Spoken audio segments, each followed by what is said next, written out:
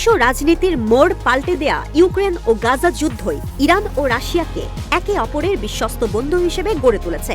এরই অংশ হিসেবে সম্প্রতি তেহরানকে Su-35 ফাইটার জেট সরবরাহ করছে মস্কো।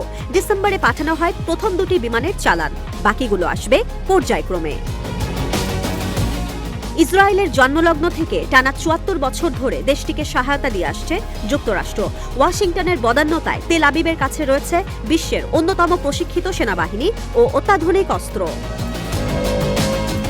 উল্টো দিকে ১৯৭৯ সালের ইসলামিক বিপ্লবের পর থেকেই পশ্চিমাদের সঙ্গে ইরানের সম্পর্ক শূন্যের ঘরে। তাই রিভার্স ইঞ্জিনিয়ারিং ও প্রতিরোধ অক্ষের দেশগুলোর কাছ থেকে কেনা সমরাস্ত্রের মাধ্যমে নিজেদের সামরিক বাহিনীকে বিশ্বমানের তৈরি করতে কাজ করছে আয়াতুল্লাহ আলী খামেনি প্রশাসন। ফ্ল্যাঙ্কারি ক্যাটাগরির ফাইটার জেটগুলোর প্রতিস্থাপন করবে বয়সের ভারী ম্রিয়মান F-14 যুদ্ধবিমানকে। ৫০ বছর পুরনো বিমানগুলো আগামী কয়েক বছরের মধ্যে পুরোপুরি ফেজ আউট করার পরিকল্পনা নিয়েছে খামেনি প্রশাসন। তবে F-14 এর কার্যকারিতা এখনও ইতিহাসের পাতায় লেখা আছে স্বর্ণাক্ষরে। ইরাকের বিরুদ্ধে যুদ্ধে MiG-25 ও MiG-21 যুদ্ধবিমানকে ভূপাতিত করে জয় ছিনিয়ে আনে F-14। সুখোই 35 মূলত state of the art fighter aircraft. Su-27 এর উন্নত সংস্করণ এটি। সিঙ্গল সিটের সুপার ম্যানুভারেবল যুদ্ধবিমানে রয়েছে twin engine. Sukhoi design bureau তৈরি করা ফাইটার জেটটি প্রথম উড্ডয়ন করে ২০০৮ সালের ১৯ ফেব্রুয়ারি। এরও ৬ বছর পর বিশ্ববাসীর সামনে উন্মোচন করা হয় অত্যাধুনিক Su-35।